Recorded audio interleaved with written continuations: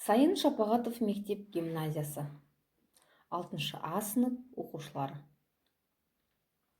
Қазақ тілі мен әдебиет пәнінің мұғалімі Сүбәлиева Балым Маралбекқызы.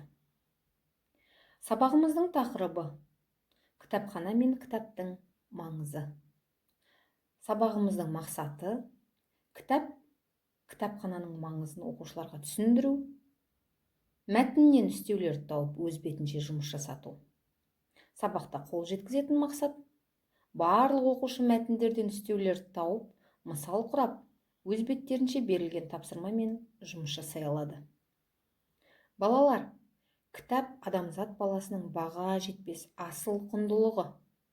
Білімнің биік белестеріне жетелейтін де осы кітап, балалар. Кітап оқыған адамның парасаты, ақыл ойы, кітап оқымаған адамға қарағанда әлде қайда жоғары болады. Бүгінде кітап оқу үшін барлық жағдай жасалған, яғни кітапханаларға бармай-ақ, өзіңнің қалаған кітабыңды жүктеп алып, кез келген жерде, кез келген уақытта оқи беруге болады. Кітапхана мәдени ағартушылық мекеме. Кітапхана баспасөз шығармаларын жинау, сақтау, насихаттау мен оқырмандарға баспасөз шығармаларын берумен, мәдени ағарту және ғылыми көпшілік жұмыстарын ұйымдастырумен шұғылданады, балалар. 9-11 ғасырларда Бұхара, Самарқанд, Отырар, Үргеніш, Мерв қалалары ғылыми және әдеби кітап қалаларымен аты шықты. Ұлы ғұлама Әл-Фарабидің туған қаласы Отырарда Александриядан кейінгі әлемдегі ең ірі екінші кітапхана болған деп есептеледі. Қазіргі таңда, балалар, 11300 кітапхана жұмыс жасап тұр Қазақстанда. Балалар, менің айтқан ақпаратыма қосымша кітап және кітапхана туралы оқисыңдар.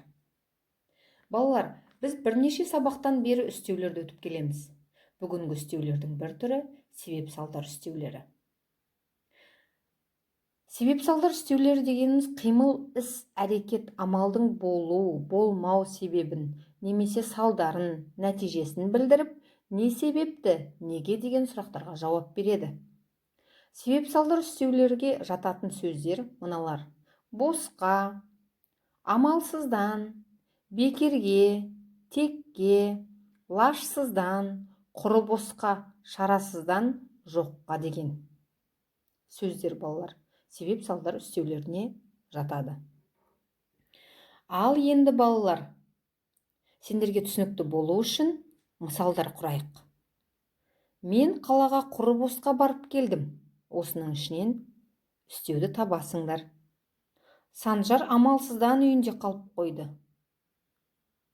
Әминаның жазғанын тексеріп, апайы жоққа шығарды.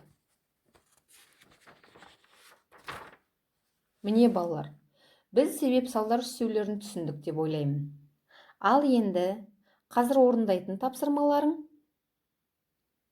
159 беттегі 3-ші тапсырманы орындаймыз, яғни кітап жайында досың, ұстазың, кеңесшің, ақылшың тақырыбында жинақы мәтін жазасыңдар.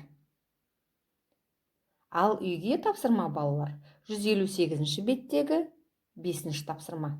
Яғни, балалар, біз үйде болғандықтан, мынау еліміздің басына түсіп жатқан жағдайға байланысты біз үйде оқып жатырмыз, балалар. Үйде болғандықтан аналарың кітапханашы болсын, өздерің оқырман болып, диалог құрасыңдар. Назарларыңа рахмет, амандықта жүздесейік. Сау, сәлематта болыңдар, балалар.